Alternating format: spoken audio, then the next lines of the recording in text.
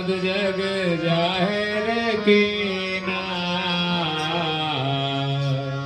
ताते सकल सफा कर देना।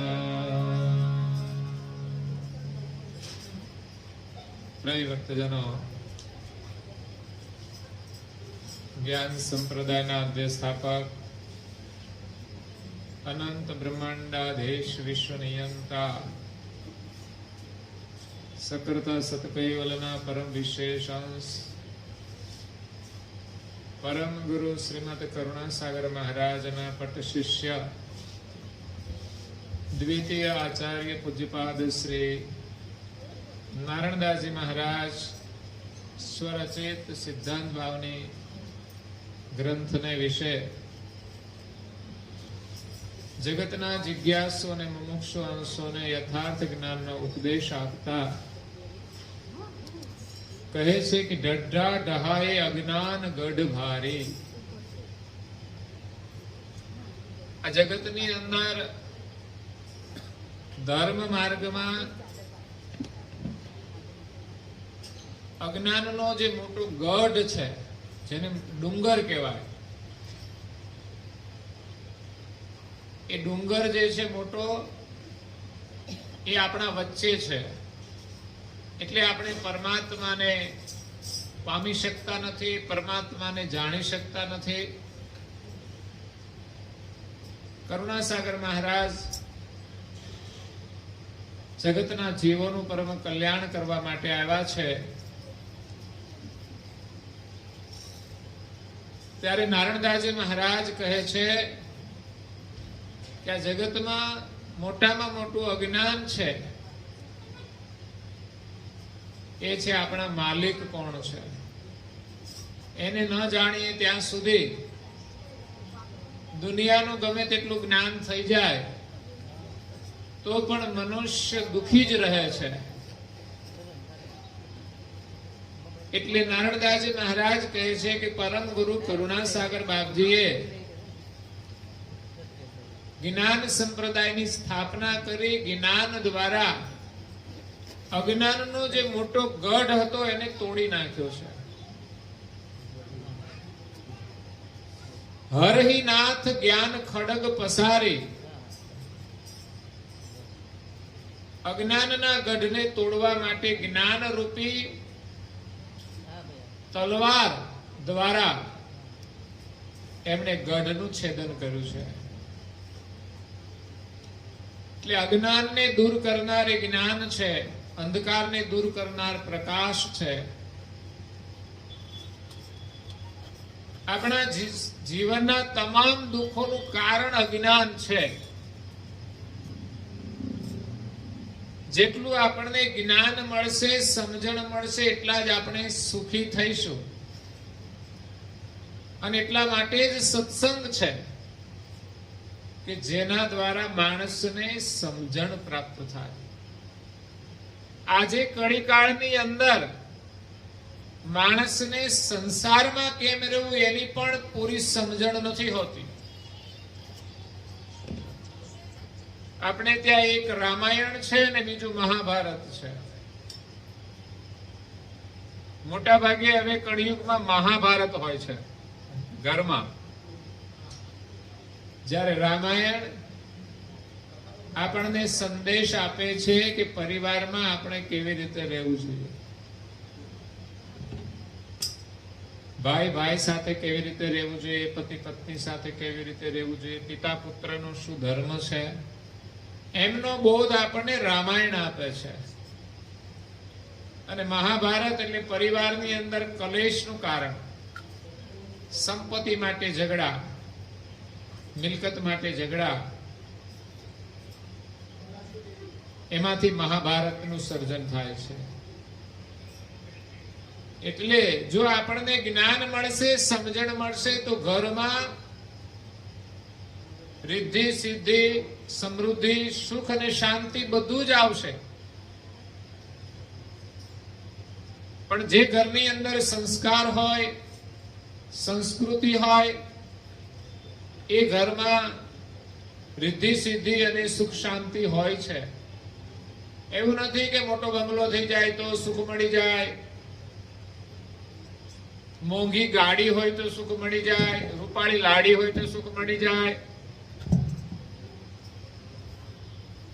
એ તો બધું ઘડીવાર માટે હોય છે. પણ જે વ્યવસ્થા હોય એની અંદર માણસના જીવનમાં સંસ્કાર હોય અને સમજણ હોય તો જ માણસ સુખી થાય છે. એટલે એક અજ્ઞાન છે પરિવારની અંદર કેમ રહેવાનો, એ પણ આપણે શાસ્ત્રો દ્વારા જ્ઞાન પ્રાપ્ત થાય છે. અને બીજું જ્ઞાન છે ધર્મ માર્ગનું, કે આપણે સાધના કેવી રીતે કરવી જોઈએ, અનુષ્ઠાન કેવી રીતે કરવું જોઈએ, વ્રત કેવી રીતે કરવા જોઈએ, ભજન કેવી રીતે કરવું જોઈએ, પ્રાર્થના કેવી રીતે કરવી જોઈએ, સ્મરણ કેવી રીતે કરવું જોઈએ, સેવા કેવી રીતે કરવી જોઈએ. અને ત્રીજું છે આધ્યાત્મિક જ્ઞાન, કે આપણા માલિક કોણ છે. કારણ કે આ દુનિયાની અંદર મોટા ઝઘડાઓ ધર્મના થાય છે. અત્યારે તમે જુઓ તો રાજકારણમાં હિન્દુ અને મુસલમાન વાત ચાલતો હોય છે. હકીકતમાં તો સારા વિશ્વના એક જ સર્જનહાર છે. વર્ણાશ્રમ એ તો સમાજની એક વ્યવસ્થા છે. પણ આજે કુળના અભિમાનને લઈને લોકો લડતા હોય છે. આખા દેશમાં આંદોલનો ચાલે છે, લડાઈની ઝઘડાઓ ધર્મના માટે, કુળના માટે. આ બધું અજ્ઞાન છે. માણસે હંમેશા સત્યના માટે લડવું જોઈએ, જૂઠના સામે લડવું જોઈએ. પણ એના બદલે લોકો અહમના કારણે લડતા હોય છે. તો કરુણાસાગર બાપજીએ જ્ઞાન રૂપી ખડગ લઈ, ખડગ એટલે તલવાર, અજ્ઞાનનો મોટો પહાડ છે, એનું એમણે છેદન કરી નાખ્યું અને નિર્વાણ પદ જગ જાહેર કીના. આ જગતની અંદર જે નિર્વાણ પદ છે, જ્યાં અખંડ સુખ છે, જ્યાં વિશ્વના સર્જનહાર બિરાજે છે, જ્યાં આપણે જવાનું છે, એ જ આપણું ઘર છે. ધર્મ ભલે અનેક હોય, પરંતુ આપણા માલિક એક છે, આપણું ઘર એક છે. એને નથી જાણતા ત્યાં સુધી અજ્ઞાન છે, ત્યાં સુધી દુઃખ છે, ત્યાં સુધી ઝઘડા છે. એટલે સાચી સમજણ પ્રાપ્ત થઈ જાય તો સમાધાન થઈ જાય. તાતે સકલ સબ સફા કર દીના. આ દુનિયાની અંદર જેટલું અજ્ઞાન રૂપ આવરણ હતું એ બધું દૂર કરીને એક સત્ય પદની ઓળખાણ કરુણાસાગર બાપજીએ કરી છે. એ નિર્વાણ લક્ષ્ય ની સમજ દિવ્ય પરમ ગુરુ જ્ઞાન દ્વારા આપે છે, કે જે લોકોને જ્ઞાનની સમજણ પ્રાપ્ત થાય એ અવધૂત બની જાય, અવધૂત દશા પ્રાપ્ત થઈ જાય. ભલે સંસારમાં રહેતા હોય છતાં પણ જેને નિર્વાણ પદની સમજણ પ્રાપ્ત થઈ જાય એની સંસારની કોઈ ઉપાધિ રહેતી નથી. પરિવાર એના માટે આશીર્વાદ રૂપ બની જાય છે. પરિવાર પણ એમના માટે કલ્યાણ રૂપ બની જાય છે. જ્યારે જ્ઞાન નથી હોતું ત્યારે એનો એ જ પરિવાર એના માટે ઉપાધિ રૂપ બની જાય છે. પતિ અને પત્ની એક મતા તો ત્રણ લોકમાં એની સત્તા. પતિ અને પત્નીનો મત એક હોય સંસારમાં તો ના રહે, પણ ધર્મ માર્ગની અંદર એક મત થાય અને સાથે રહીને ભક્તિ કરે. અત્યારે તો એક જાય ને એક ઘરે હોય એટલે જુદાપણું છે. ઘરમાં હોય તો પણ બંને સાથે રહીને અનુષ્ઠાન કરતા હોય. આ તો બહેનો કરે વ્રત અને ભાઈઓ ફરે.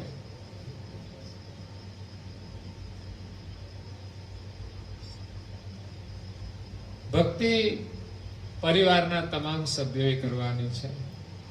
અને પરિવારની ભાવના જ એ છે કે મારા પતિનું કલ્યાણ થાય, મારી પત્નીનું કલ્યાણ થાય, મારા સંતાનોનું કલ્યાણ થાય, એવી ભાવનાનું નિર્માણ થશે ત્યારે જ પરિવારમાં સુખ આવશે ને એને જ સાચો પ્રેમ કહેવાય. સતી મદાલસા હતી, એમને જીવનનો મહિમા સમજાયો, એને જ્ઞાન પ્રાપ્ત થયો, તો એમની કુખે જે સંતાનોનો જન્મ થયો એને એમણે એવું જ્ઞાન આપ્યું, પારણિયામાં પોઢાડીને જે હાલરડા ગાય છે ને, હાલરડાના રૂપમાં બાળકોને બાળપણથી જ જ્ઞાન આપ્યું. એ છે માતૃત્વ અને એ છે સાચો સંતાનોનો પ્રેમ. અત્યારે તો આપણે આપણા છોકરાને હું બનાવવા માંગીએ છીએ ખબર નહીં, ભક્ત બને તો એ ગમે નહીં આપણને. ગૌરવ તો એનું છે કે આપણો બાળક સંસ્કાર સંપન્ન બને, ભગવાનની ભક્તિ કરે અને એનું જીવન સફળ કરે, તો બાળકને જન્મ આપવાનું પણ સાર્થક બની જાય. એટલે સંસારમાં રહીને પણ ભગવાનનું ભજન કરે એનું જીવન સફળ થાય છે.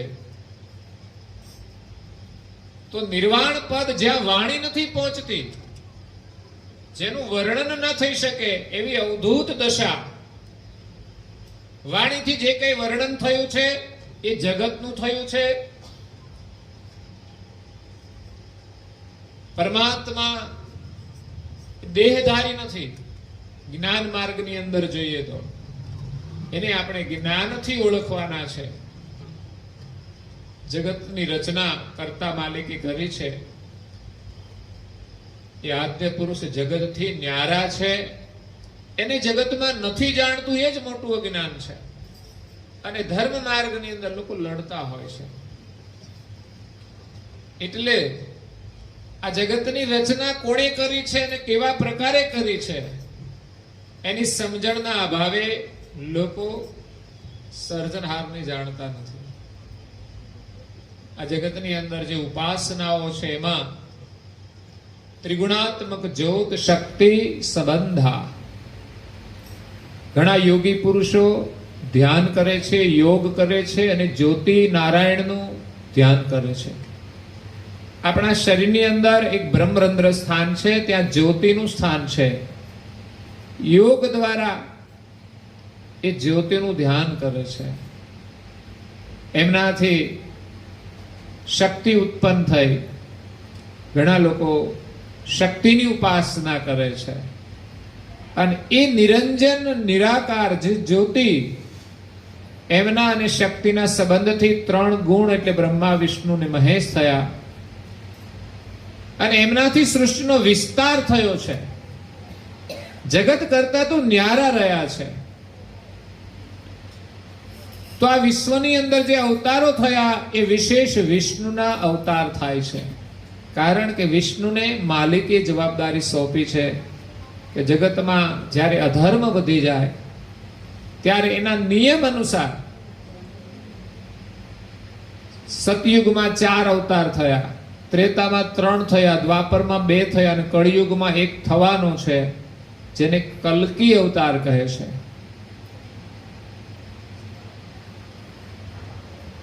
એટલે પૃથ્વી ઉપર ધર્મના ઝઘડાઓ વધી જાય અને અનબેલેન્સ થાય ત્યારે કોઈ અવતારી પુરુષ જ્યારે આવે ત્યારે એનું બેલેન્સ કરે છે.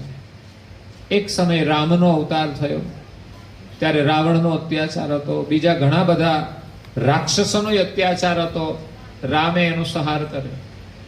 એક સમય કૃષ્ણનો અવતાર થયો, એ સમયે ઘણા બધા રાક્ષસો હતા. એક તો કૃષ્ણના મામા કંસ હતા, તો બધા માણસ જ, પણ એનું જીવન રાક્ષસ જેવું હતું. એ કેવો રાક્ષસ કહેવાય કે એની સગી બેન કોણ હતી? દેવકી. એમના બધા જ સંતાનોને એમણે નિર્દયતાથી મોતને ઘાટ ઉતારી દીધા. એટલે જે અવતારો થયા છે એમણે અસુરોનો સંહાર પણ કર્યો છે અને ધર્મની સ્થાપના કરી છે. કરુણાસાગર બાપજી આપણને જ્ઞાન આપે છે. બહારના શત્રુઓનો તો નાશ એમણે કર્યો, પરંતુ આપણી ભીતરમાં રહેલા જે રાવણ હોય કે કંસ હોય એનો આપણે નાશ કરવાનો છે. એટલે પરમ ગુરુ કરુણાસાગર મહારાજના જ્ઞાનથી કામ, ક્રોધ, લોભ, મોહ, મદ, ઈર્ષા, અભિમાન, આ જ રાક્ષસ છે ને એ જ આપણને દુખી કરે છે. એટલે એનાથી આપણે સાવધાન રહેવાનું છે. તો આ જગતની અંદર જગતનું જેણે સર્જન કર્યું છે કેવી રીતે, તો અવન્ય કે ભાંડ બનત સબ ભાવું, પેખો સબ હી મેં ક્ષિતિ એક સમાવું, કુલાલ વ્રજીત સબકે કરનારા, ભાંડ થી ભાંડ બને નહીં નિર્ધારા. પૃથ્વીની જે માટી છે એમાંથી અનેક પ્રકારના વાસણ બને છે.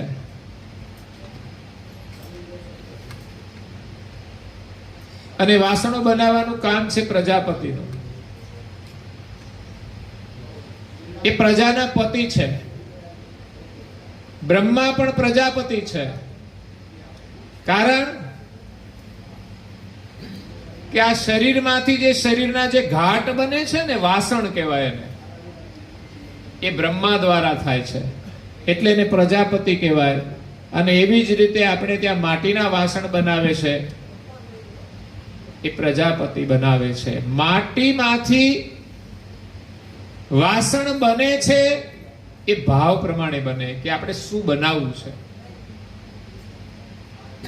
નાના મોટા કોઈ પણ વાસણ જોઈએ તો બધાની અંદર એક જ સરખી માટી દેખાશે. જો જ્ઞાનથી જોઈએ તો બધાની અંદર એક જ વસ્તુ સમાયેલી છે, માટી. પણ આકૃતિ જોઈએ તો બધા જુદા જુદા દેખાય છે. એમાં દુનિયા જો ને રમકડા બધા બેઠા પણ બધું હરખું જ છે, પણ આપણને જુદું જુદું દેખાય છે. આ સારું છે ને આ નથી સારું. કુલાલ વ્રજીત સબકે કરનારા. માટીમાંથી વાસણ બને છે, પરંતુ એને બનાવનાર પ્રજાપતિ એ વાસણોથી અલગ હોય છે.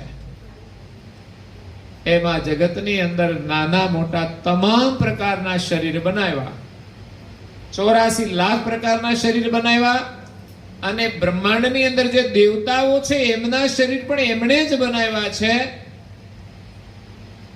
પણ એ શરીરની અંદર ક્યાંય માલિક હોતા નથી. કોઈ વાસણની અંદર પ્રજાપતિ ના હોય એમ કોઈ શરીરની અંદર પરમાત્મા નથી. એ આવી શકતા નથી, એનાથી ન્યારા છે. અને બીજું, ભાંડથી ભાંડ બને નહીં નિર્ધારા. બનાવનાર એક જ સર્જનહાર છે. વાસણથી બીજું વાસણ બનતું નથી. વાસણો નાના મોટા હોય. લઘુ દીર્ઘ ભાજન ભિન્ન ઘાટ. નાના કોડિયાથી માંડીને મોટી કોઠી સુધીના વાસણો હોય, ભિન્ન ભિન્ન પ્રકારના. એમ કીડીથી ને કુંજર સુધીના નાના મોટા ઘાટ છે. તો નાના ઘાટ થી લઈને મોટા ઘાટ સુધી બધાની અંદર અવન સબ મેં એક રૂપ નિરાટ. બધાની અંદર એક જ પૃથ્વી સમાયેલી છે, માટી જ સમાયેલી છે.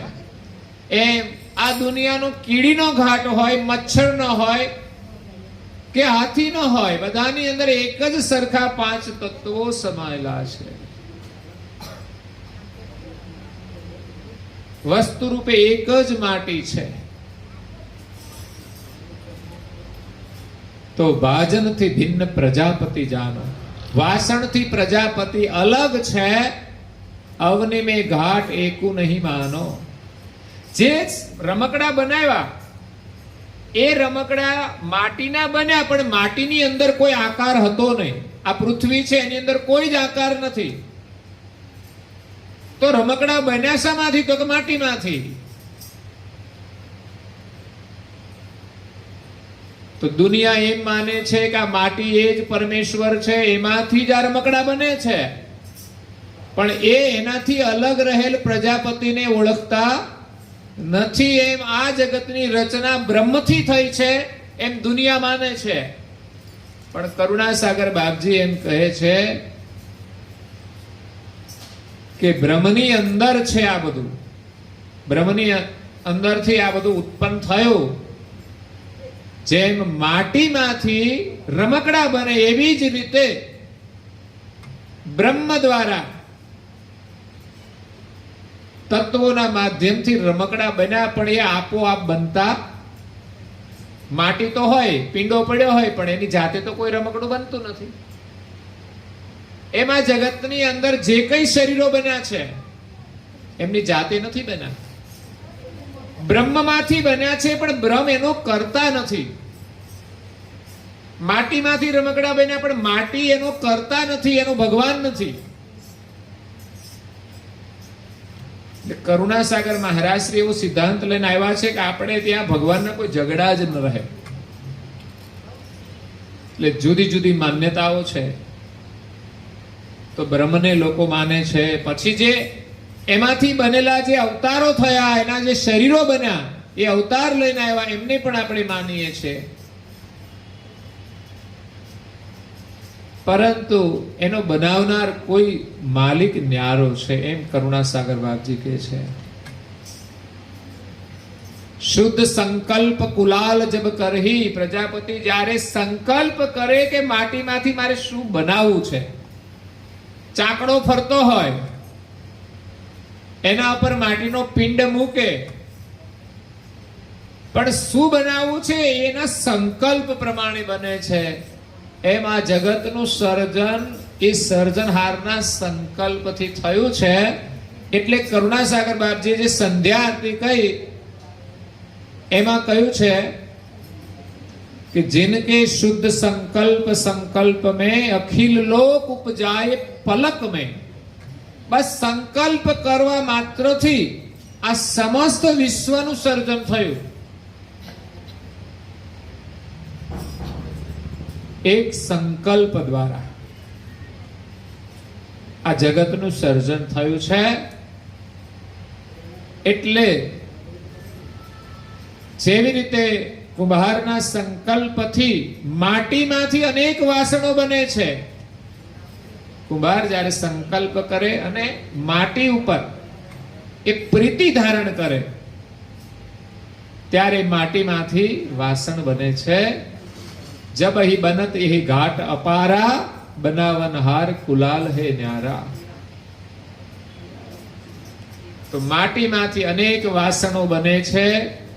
એ વાસણોનો માલિક એ માટી નથી પણ પ્રજાપતિ છે. સંસારની અંદર અનેક લોકો સંતાનોને જન્મ આપે છે તો એમ કે આ એના પિતા, પણ એ તો માત્ર ક્રિયા સ્વરૂપે છે. હકીકત તો સર્જન માલિકનું છે. પિતા અને માતા બંનેના શરીરનું સર્જન માલિકે કર્યું છે. અને એ સંતાન ઉત્પત્તિની કલા એ પણ માલિકની મૂકેલી છે. નહીં તો ઘણા લોકોને સંતાન ન મળે ત્યારે દુખી હોય છે. એનું કશું ચાલતું નથી. એટલે આ વિશ્વના સર્જનહાર એ એક છે, બધાથી ન્યારા છે. તો કરુણાસાગર બાપજી એ સર્જનહારનું જ્ઞાન લઈને આવ્યા છે. અજ્ઞાન રૂપી જે ગઢ છે એને તોડ્યો છે. સર્જનહાર એ પ્રજાપતિ રૂપે, સર્જનહાર કૈવલ એ પ્રજાપતિ છે. કુલાલ નિજ કૈવલ. અને જે પૃથ્વી છે એમાંથી આ બધા શરીરોનું જે વાસણોનું નિર્માણ થાય છે, એવી જ રીતે સર્જનહારનો પ્રકાશ એ બ્રહ્મ છે ને બ્રહ્મમાંથી બ્રહ્મ દ્વારા કરતા માલિકે 84 લાખ પ્રકારના શરીર બનાવ્યા, દેવોના શરીર બનાવ્યા. એમના શુદ્ધ સંકલ્પથી કર્યું ને પોતે જગતથી ન્યારા રહ્યા છે. એ કોઈના પક્ષમાં આવતા નથી. દુનિયામાં એને કોઈ જાણતું નથી. જે સર્જનહાર બધાને જાણે છે એનાથી દુનિયા અજાણ છે. દુનિયામાં જે વાણીથી વર્ણન કર્યું એ બધું જગતનું વર્ણન છે, જગત કરતાનું વર્ણન નથી. એટલે આ વિશ્વની અંદર જે આપણું નિજ ઘર છે, જે ઘરેથી આપણે આવ્યા છીએ, એની આપણને કોઈને ખબર જ નથી. એક તો આ શરીરમાં રહીએ છીએ આપણે, તો આપણે પોતાને ઓળખતા જ નથી.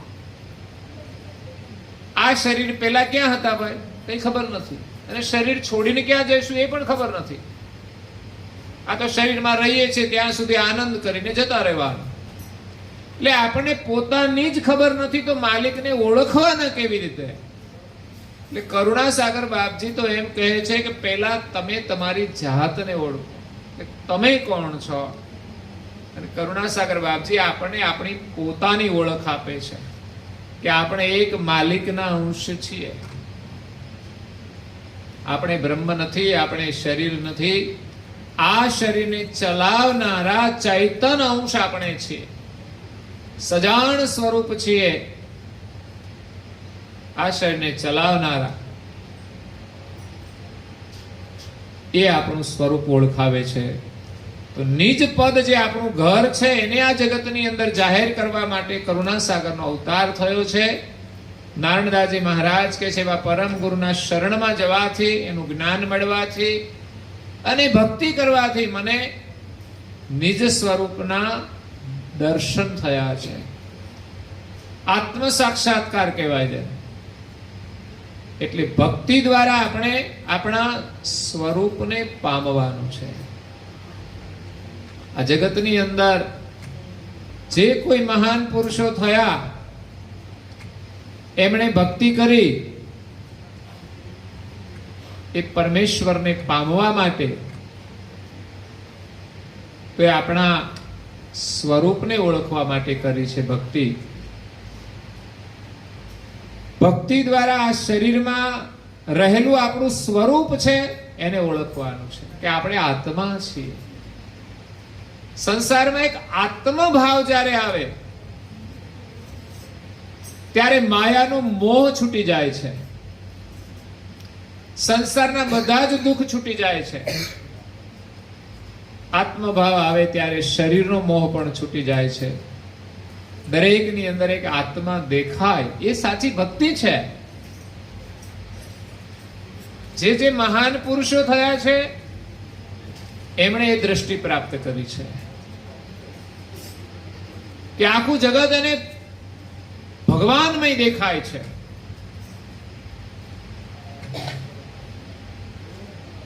તો આજે અહીંયા સ્વર્ગસ્થ રમેશભાઈની પાવન સ્મૃતિમાં આપણે સદગત આત્માની એક શ્રદ્ધાંજલિ રૂપે એમની નિર્વાણ તિથિ નિમિત્તે ભેગા થયા છીએ. ત્યારે એના પરિવારનું સ્મરણ થાય કે પરિવારની અંદર જે ભક્તિ ભાવના છે એ જ જીવનની સાચી મૂડી છે.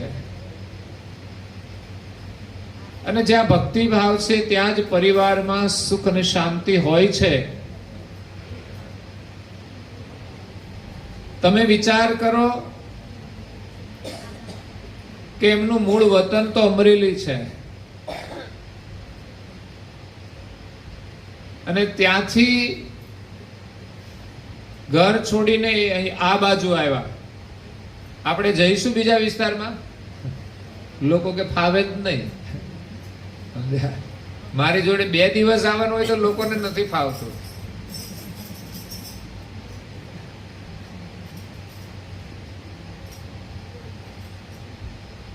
અહીંયા એમના પરિચયમાં કોઈ નથી એવા વિસ્તારમાં આવ્યા અને પોતાનું કાર્યક્ષેત્ર બનાવ્યું. એમનું કામ હતું દરજી કામ. એકદમ નાનો ધંધો કહેવાય.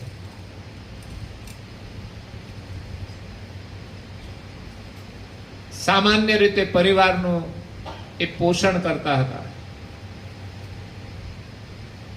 પણ સંતોષી હતા, બહુ શાંતિ હતી. શરૂઆતમાં થર્મલ રહ્યા અને પછી વિશેષ આપણા ગામમાં રહ્યા છે, જેઠોલીમાં. જેઠોલીને જેણે કર્મભૂમિ બનાવી, ભાડાના મકાનમાં રહેતા હતા, સાદગી ભર્યું જીવન હતું. પણ એની પ્રગતિ સાચી છે સંસ્કારથી. જે પરિસ્થિતિ હતી એમાં ગીતાબેન સહયોગ આપીને એમાં મદદરૂપ થયા. નહીં તો લોકોને ના ફાવે કે અહીં ફાવતું નથી, ચાલો તો બિસ્તરા લઈને બીજે જવું પડે. બાળકોને એમણે ભણાવ્યા.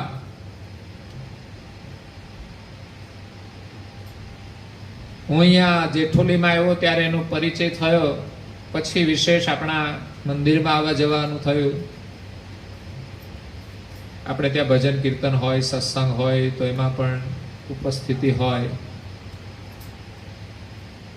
કંઈ પણ આપણા કાર્યક્રમો ચાલતા હોય તો એમાં એનું સેવાનું પણ યોગદાન હોય. પરિસ્થિતિ સાધારણ હોવા છતાંય કામ કરવું એ બહુ મહત્વપૂર્ણ છે. નહીં તો હોય તો પણ માણસ ન કરી શકે. માણસની પાસે સમય હોય તો પણ ધાર્મિક ક્રિયા નથી કરી શકતા, સંપત્તિ હોય તો પણ સેવામાં નથી વાપરી શકતા, અને સામાજિક પ્રસંગ હોય તો તમારે પૈસા પાણીની જેમ ઉડાડે. જરૂરી હોય તો ખર્ચ થાય, પણ અત્યારે તો સામાજિક પ્રસંગોમાં એવા દૂષણો આવ્યા છે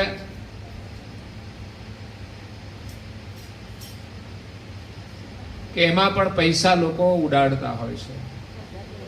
જ્યારે સાધારણ પરિસ્થિતિમાંથી એમણે પરિસ્થિતિનો સામનો કરી અને બાળકોને ભણાવ્યા, અને સાથે સાથે એમાં સંસ્કારોનું સિંચન કર્યું.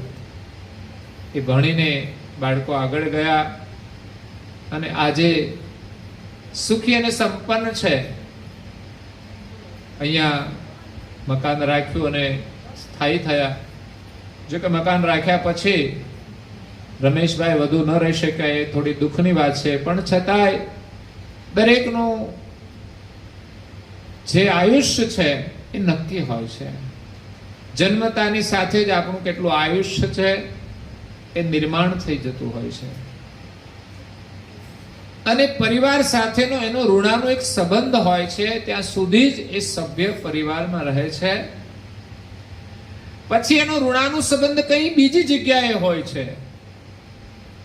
એટલે જવાનું નિમિત્ત કંઈ પણ બને, પરંતુ એમનું જીવન કેવું હતું એ મહત્વપૂર્ણ છે. એકદમ સરળ સ્વભાવ, કોઈની સાથે લાંબી ચોડી વાત નહીં, કામ સિવાય ક્યાંય જવાનું નહીં, કામ ધંધો કરવાનો, જીવન ગુજરાન ચલાવવાનું અને શાંતિથી રહેવાનું. અત્યારે તો કેટલું હોય તો કકળાટ હોય, હાય હોય. એટલે આજે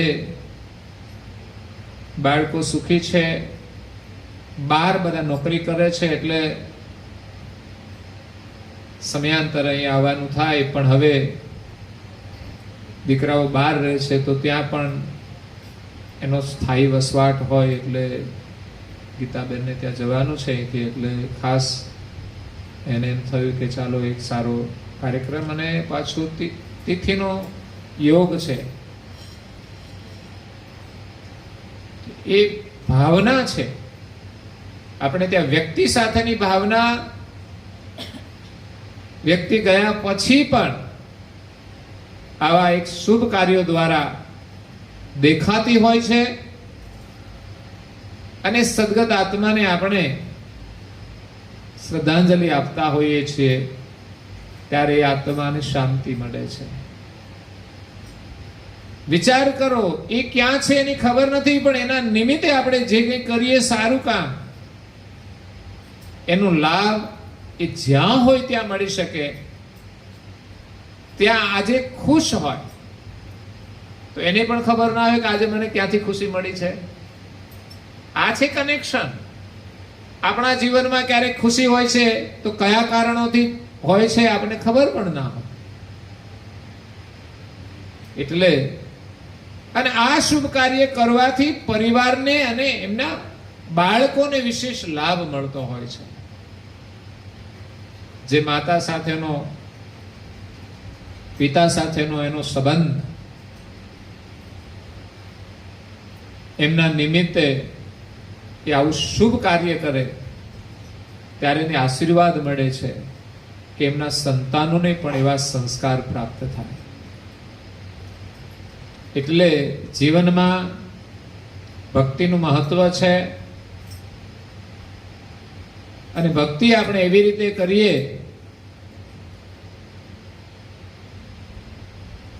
કે મારું તારું બધું છૂટી જાય અને ભગવાનમય આપણું જીવન બની જાય.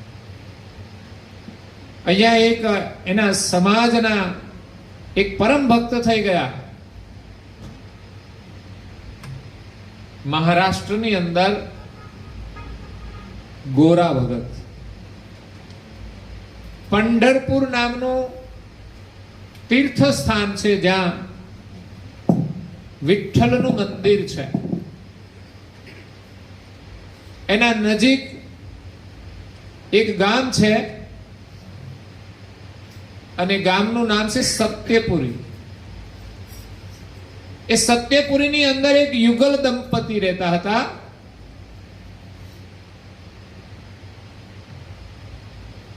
જે પ્રજાપતિ સમાજના હતા. પતિ અને પત્ની આનંદમાં જીવન વિતાવતા હતા.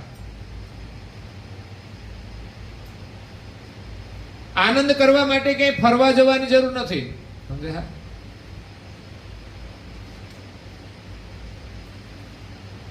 આજે તો લોકોને આનંદ કરવા માટે તો કે બહાર ફરવા જવું પડે. હોટલમાં ખાવા જાવ તો એને આનંદ આવે. રાજકોટમાં એક મેં હોટલ જોઈતી, સેકન્ડ વાઇફ નામ આપ્યું, સેકન્ડ વાઇફ. કેમ તો ઘરે રજા હોય ત્યારે એમાં જવાનું, એટલે એ સેકન્ડ વાઇફ. જો કે બંધ થઈ ગઈ, ચાલી નહીં. કારણ કે સેકન્ડ વાઇફ ક્યાં સુધી ચાલે? ક્યાં સુધી આપણને સહયોગ આપે? ઘરમાં છે ને જે સેવા કરે એ જ સાચી પત્ની છે. બહારનું ખાવાનું હોય કે સ્નેહ એ ક્યાં સુધી રહેવાનું? એટલે પરિવારની અંદર પ્રેમ હોય ને એનું જીવન આનંદથી પસાર થાય છે. બહુ જ મહત્વાકાંક્ષાઓથી માણસે જીવવું જોઈએ. મહત્વાકાંક્ષા સ્વાભાવિક હોય, કંઈ કરવા માટે મહત્વાકાંક્ષા હોવી જોઈએ, પણ એવી આંધળી મહત્વાકાંક્ષા ના હોવી જોઈએ કે જે આપણા જીવનને બોજારૂપ બનાવી દે, જે આપણને અધર્મના માર્ગે લઈ જાય, અધોગતિના માર્ગે લઈ જાય. હા, આવશ્યકતા હોય, પરિવારની અંદર જરૂરિયાત હોય, એ પૂરી કરવાની ઈચ્છા હોય, આપણા બાળકો હોય સારું ભણે, એ મહત્વાકાંક્ષા આવશ્યક છે. પણ એવી મહત્વાકાંક્ષાઓ નહીં કે જે પરિવારની અંદર કલેશનું સર્જન કરે કે અધર્મના માર્ગે લઈ જાય. એટલે પતિ પત્ની આનંદથી જીવન જીવતા હતા, પણ દુઃખ એક વાતનું થોડું હતું કે એના જીવનમાં કોઈ સંતાન નથી. એ લોકોને એમ થાય લગ્ન ન થાય ત્યાં સુધી દુઃખ, પણ લગ્ન થઈ ગયા પછી પણ પાછું દુઃખ હોય. તો કે સંતાન નથી. સંતાન હોય અને ખોડવાળું હોય તો પણ દુઃખ થાય. એટલે દંપતી ધર્મ પ્રધાન હતા. તો એ સત્યપુરીથી નજીક પંઢરપુર હતું. ત્યાં વિઠ્ઠલનું મંદિર, એ મંદિરમાં જઈ અને એને પ્રાર્થના કરતા હતા, આજીજી કરતા હતા. તો વિઠ્ઠલનાથે એની પ્રાર્થના સાંભળી અને એમના ઘરે એક પારણું બંધાયું. આવા પ્રસંગો સમાજમાં બનતા હોય છે. પરમ ગુરુની કૃપાથી, બાલકુબેરના આશીર્વાદથી, પણ શ્રદ્ધા રાખવાથી ઘણાને ત્યાં સમય ગયા પછી સંતાનોની પ્રાપ્તિ થતી હોય. અને એ બાળક માટે માણસે કઈ અનુષ્ઠાન કર્યું હોય, વ્રત કર્યું હોય, એટલે એમની આસ્થા થઈ જાય છે કે એમના આશીર્વાદથી જ આ બાળકનો જન્મ થયો છે. ત્યારે બાળકની અંદર સંસ્કારોનું સિંચન થાય છે. એ સ્વાભાવિક છે.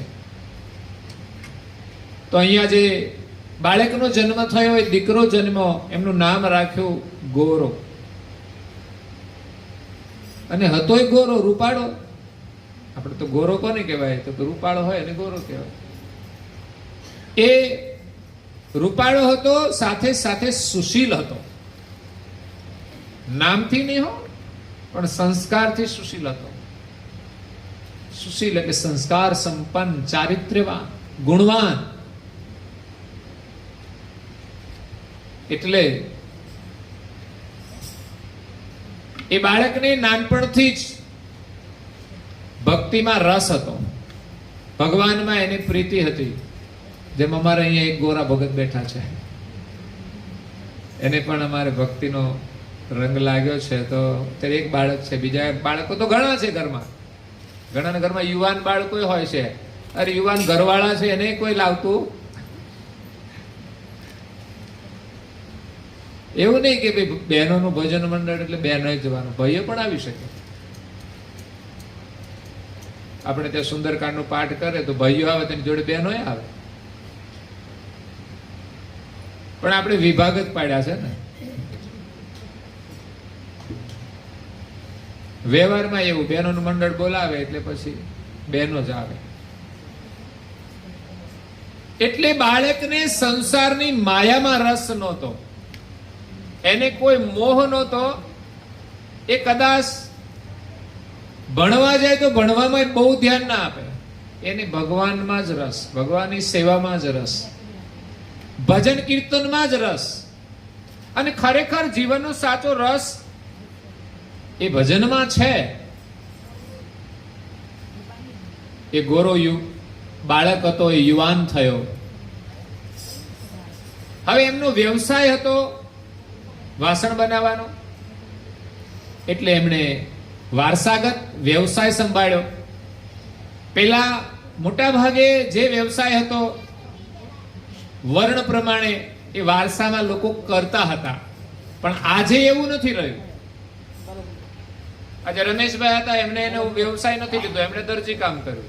હવે એમણે દરજી કામ કર્યું, પણ છોકરા પાછા બીજા જ વ્યવસાયમાં ભણીને લાગી ગયા. અને અત્યારે તો બધા જ છોકરા, ખેડૂતોના છોકરા જમીન તો છે પણ ખેતી નહીં કરે. એટલે હવે અહીંયા ગોરા યુવાને એમના પિતાનો વ્યવસાય સંભાળ્યો અને ભાત ભાતના વાસણો બનાવે છે. જે માલિકે આ વાસણો બનાવ્યા છે એમ નાના મોટા વાસણો બનાવે છે, પણ સાથે ભજન કરતો જાય છે. વ્યવસાય કોઈ પણ હોય, કામની સાથે સાથે ભગવાનનું ભજન કરો, ભગવાનનું સ્મરણ કરો. રાત્રે સમય મળે તો એ કીર્તન કરે છે. હવે યુવાન થયો એટલે એમને કોઈ સંસારમાં રસ નહોતો, એટલે લગ્નનો સમય થયો, પણ એને ના પાડી દીધી કે મારે લગ્ન કરવા.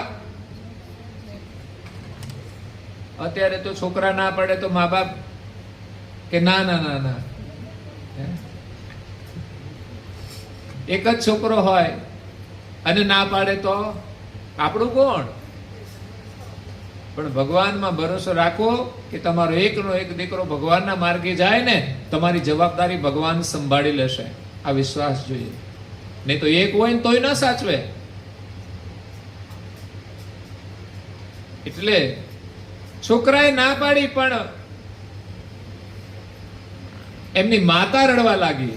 કારણ કે માતાને બહુ મમતા હોય કે મારો છોકરો મોટો થઈ જાય, જલ્દી પરણી જાય, ઘરમાં વહુ આવે. એક સ્વપ્ન વધારે હતા અને હજુય હશે, કારણ કે પ્રમોશન તો મળે ને, ઘરમાં એક નવું પદ મળે. પણ અહીંયા એક મમતાને લઈને માતા રડે છે. એ માતાનું રુદન જોઈને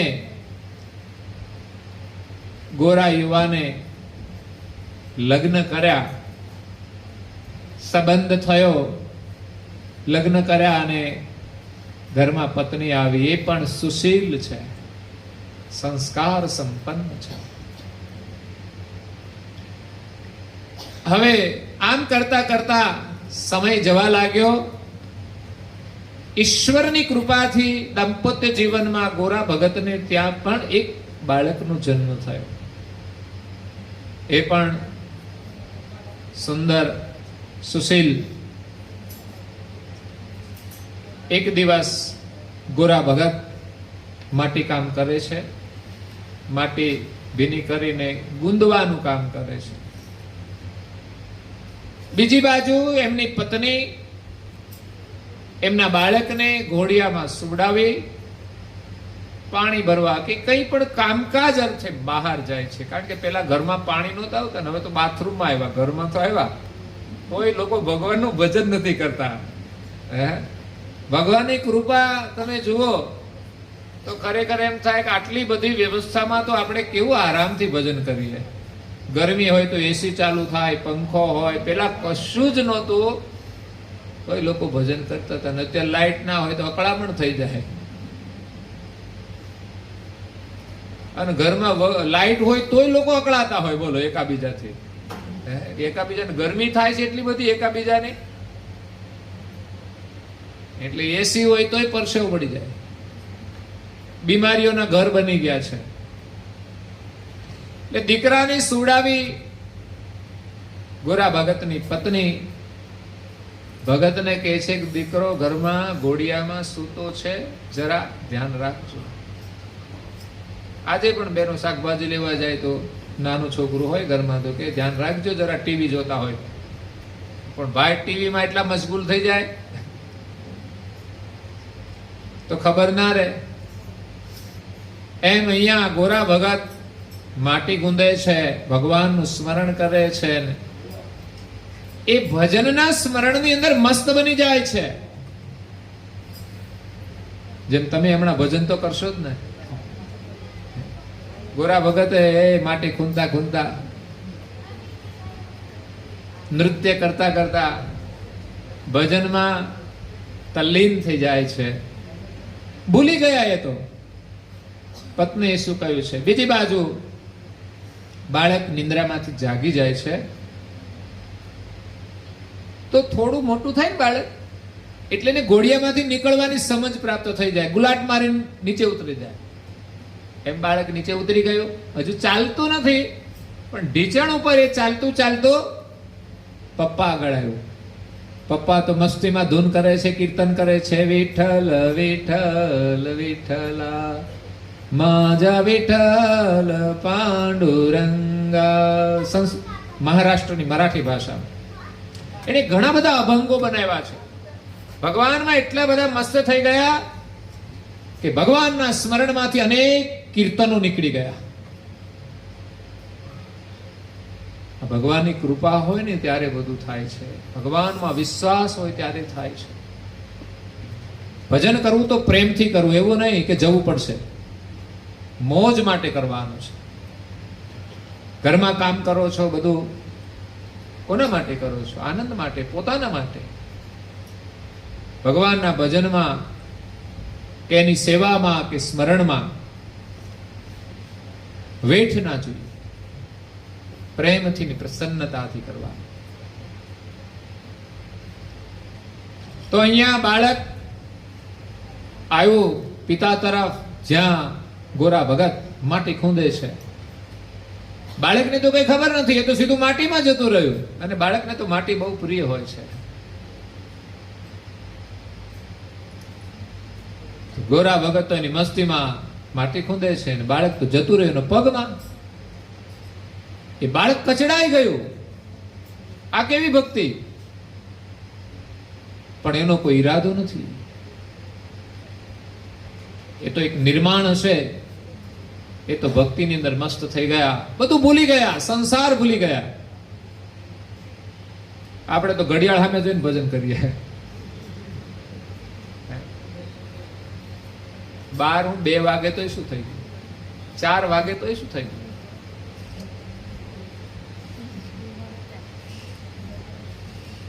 કાલે હું ભજન સાંભળતો હતો સંતવાણીના, ત્યાંથી આવ્યા પછી કથામાંથી. તો આખી રાત બીતી ગઈ. આના જેવા બે ટાબરિયા એવા ભજન ગાય છે, રમઝટ બોલાવે છે, આપણને એમ થાય હું ભગવાનની કૃપા છે. એટલી બધી મસ્તીમાં ભજન ગાય છે કે આપણને એમ થાય કે રાત છે દિવસ કઈ ખબર જ ના રહે. એટલે ક્યારેક કંઈક સાંભળવાની અને જાણવાની એવી જિજ્ઞાસા થઈ જાય છે કે કઈ વિચાર જ નથી આવતો. એમ અહીંયા બાળક કચડાઈ ગયું. હવે પત્ની આવી, જોયું તો પોતાનું બાળક તો માટીમાં ચકદાઈ ગયું હતું. એને જોઈને એ તો કલ્પાંત કરે છે, જેમ હેતબાઈ માતાનું બાળક નાહેર લઈને જતું રહે છે અને હેતબાઈ માતા કલ્પાંત કરે છે. જેવો ચમત્કાર થઈ ગયો. એ પણ ક્યારે થાય? આપણી ભક્તિ હોય તો થાય. આ જન્મની, ગયા જન્મની. તો અહીંયા ગોરા ભગતની પત્ની ચીસ પાડીને કહે છે કે ભગતને તો કશું ભાન જ નથી. એ તો મસ્તીમાં વિઠ્ઠલ વિઠ્ઠલ વિઠ્ઠલા માજા વિઠ્ઠલ પાંડુરંગા. પણ પત્નીએ ચીસ પાડી અને ભગતની આંખો ખુલી ત્યારે ખબર પડી. પણ ભગતને કોઈ દુઃખ નથી લ્યો. એ તો પત્નીને આશ્વાસન આપે છે કે ભગવાનની જેવી મરજી. વિચાર કરો, એ માને ભગવાનની જેવી મરજી. હરિહરાની મરજી મેં તો અરજી કરી છે ને, અરજી કરી છે ને. એ ચાહે ન ચાહે મુજને, મારો તો પ્યાર છે ને. હે ચાહે ન ચાહે મુજને, મારો તો પ્યાર છે ને. દુનિયાને છોડી દોડી એ શરણ ગયો છે નો, શરણ ગયો છે નો. હે જાણે છે મારા દિલની, હું કહીશ દિલની એને. હું જાણે છે મારા દિલની, હું કહીશ દિલની એને. હરિહરાની મરજી મેં તો અરજી કરી છે એને. આપણે એને અરજી કરવાની છે. દુનિયામાં કોઈને અરજી કરીએ ને તો આપણા કામ નહીં થાય. અરજી કરવી તો પરમાત્માને કરવાની. દુનિયાને છોડી દોડીને શરણ ગ્રહ્યું છે એનું. જેને દુનિયાને છોડીને ભગવાનનું શરણ ગ્રહ્યું છે ને, એની અરજી સાંભળે છે. અને આપણે તો દુનિયાના માટે અરજી કરીએ છીએ કે મારું આ થઈ જાય ને મારું પેલું થઈ જાય. હતું નહોતું બધું થઈ જાય. એ થયેલું બધું હતું નહોતું થઈ જાય. હવે જેના દ્વારા કામ આપણા થતા હોય એની પાસે દુનિયાનું કામ માગવાનું કે એને માગવાના? લોકો તો ઘરવાળાના આગળ ડિમાન્ડ જ કરતા, મારે આ જોઈએ ને મારે પેલું આ મળ્યો છે એ કઈ ઓછું છે તારે? આમાં તને કઈ સુખ નથી મળતું તે મારે આ જોઈએ ને મારે પેલું જોઈએ? આ સમજણનો ભાવ છે પરિવારની અંદર, ભક્તિની અંદર. ભગવાન સાથે પણ આવો જ વ્યવહાર કરીએ છીએ કે મારે આ જોઈએ ને મારે પેલું જોઈએ. એટલે આ ભગવાનનું ભજન કર, તારે કઈ જરૂર નથી. એટલે ભગત આશ્વાસન આપે છે કે પ્રભુની જેવી મરજી. એને આપેલું હતું ને એને લઈ લીધું, એમાં પછી રડવાનું શું? એમ કહેવાય છે કે ભગતના ઘેર એ દિવસે સાધુ સંત આવે છે અને હર હંમેશા ભક્તોને ત્યાં સાધુ સંતો પધારતા હોય છે. જ્યાં ભાવના હોય ત્યાં જવાનું થતું હોય છે. જ્યાં ભજન થતું હોય ને ત્યાં સંતો સ્વાભાવિક આવી જાય, અનાયાસે આવી જાય. હમણાં આપણે ત્યાં ઓલો મોટો યજ્ઞ કર્યો, અતિ મહારુદ્ર યજ્ઞ, તો ના મહારાજે આવ્યા. અને ગામની અંદર આપણે કોઈ પરિચય નહીં, પણ ગામના લોકોએ સહયોગ આપ્યો, મને બહુ આનંદ થયો. આપણે આપણા માટે કરીએ એટલું જ નહીં, કોઈના માટે કરીએ એ મહત્વપૂર્ણ છે, એ જ સાચો ધર્મ છે. અને મહાત્મા એ સ્મૃતિ લઈને જશે, જ્યાં જશે ને ત્યાં તમને બધાને યાદ રાખશે, આપણા ગામનું નામ યાદ રાખશે. એ કે આ બાજુ આવ્યો, બાકી તો જોવો તો પીવામાં જ કે મસ્ત છે બધા. જ્યાં યજ્ઞ કર્યો ને એ બધે ફર્યા હોય ને બધે, એ કે અહીં તો બધા પીવામાં મસ્ત છે લ્યો. પણ તમારા ગામમાં એક થોડું વાતાવરણ સારું હતું એવું એમને લાગ્યું. એટલે સંતો આપણે ત્યાં આવે એ આપણું અહોભાગ્ય છે. ગોરા ભગતને ત્યાં સાધુ સંત આવે ને કોઈ દિવસ ખાલી હાથે નહોતા જતા. એટલે હું તમારા ઘરેથી કોઈ દિવસ ખાલી તો આવતો જ નથી, મારે કોઈ ચિંતાય નથી. પણ એક મોટું કામ આવ્યું છે એટલે હવે તમારે બધા તૈયાર રહેવું પડશે.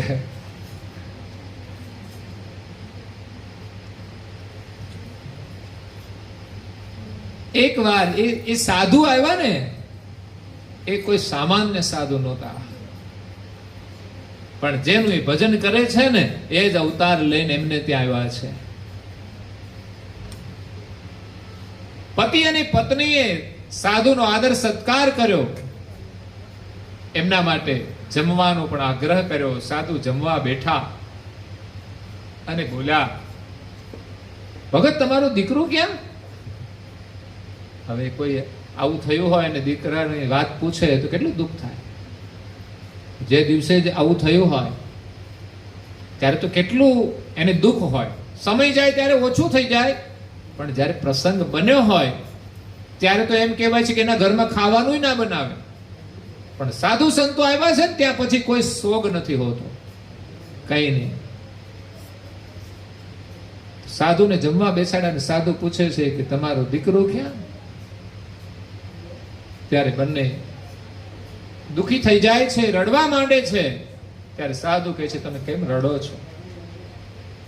તમે જાઓ, તમારો દીકરો બહાર.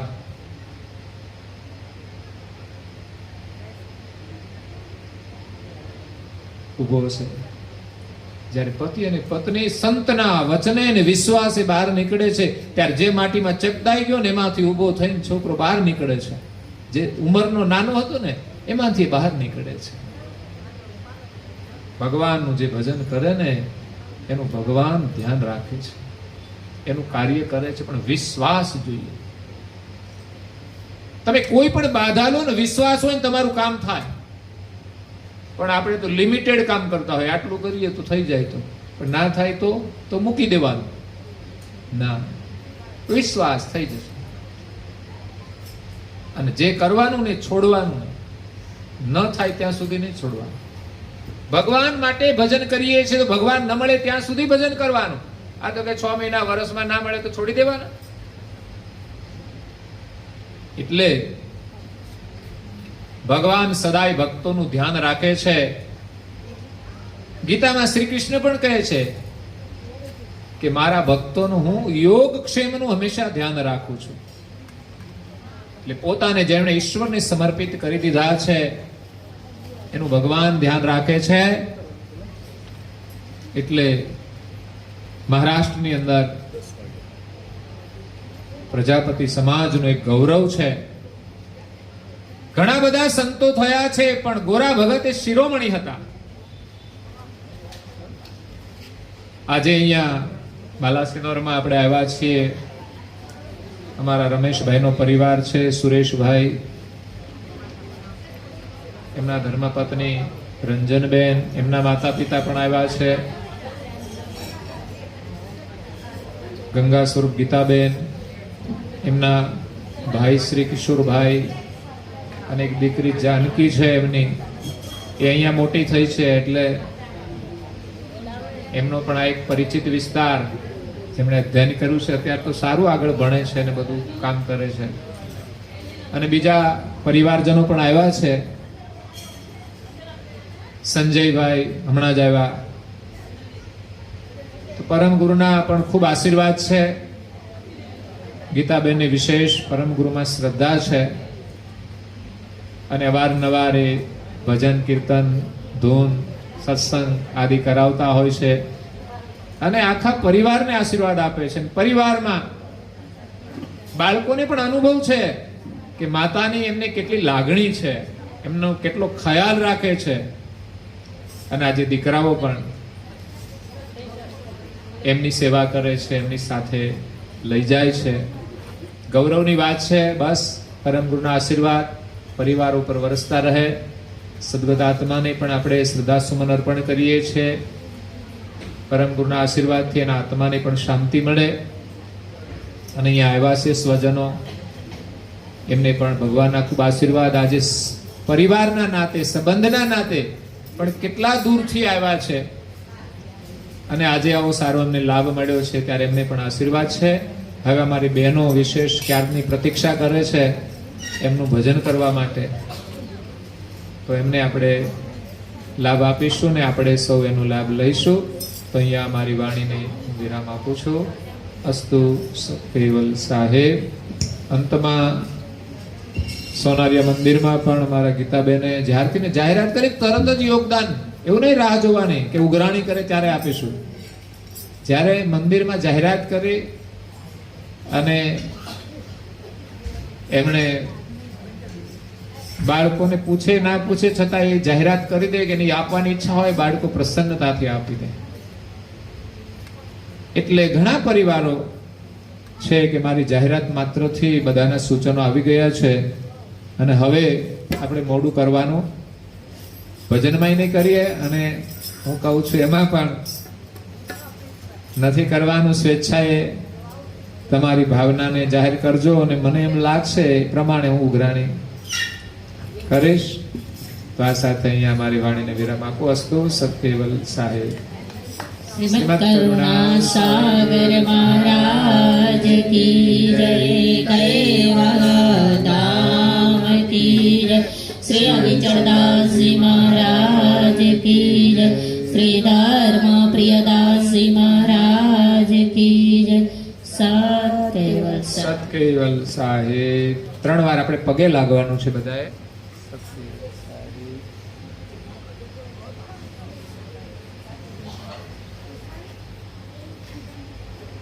કૈવલ અંશો સત્કેવલ સાહેબ. સત્કેવલ સાહેબ.